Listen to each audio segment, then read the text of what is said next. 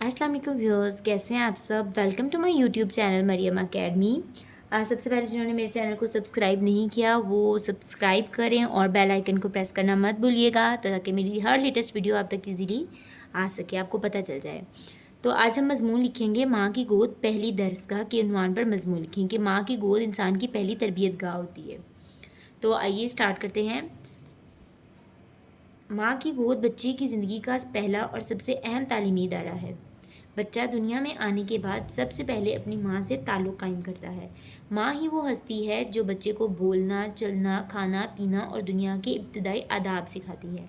माँ की मोहब्बत, शफ़क़त और तबीयत बच्चे की शख्सियत पर गहरे असरात डालती है।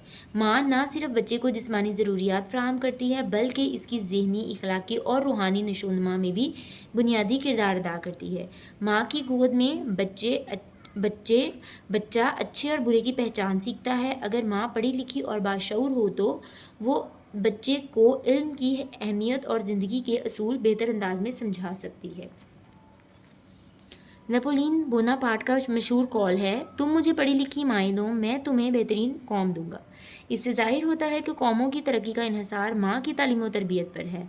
वो बच्चे जिनकी माएँ तालीम याफ्ता और महज़ब होती हैं वो ज़्यादा पुरएतमाद और बाअखलाक नज़र आते हैं। इनकी सोच मुस्बत होती है और वो माशरे में मुस्बत किरदार अदा करते हैं।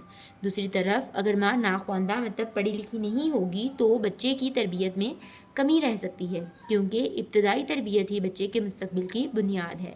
लिहाजा हमें चाहिए कि माँओं की तालीम पर ख़ास तवज्जो दें ताकि वो अपनी औलाद की अच्छी तरबियत कर सकें। एक अच्छी माँ अपने बच्चे को ना सिर्फ दुनियावी तालीम देती है बल्कि उसे ईमानदारी, सच्चाई, मोहब्बत और खिदमत खला का दर्स भी देती है।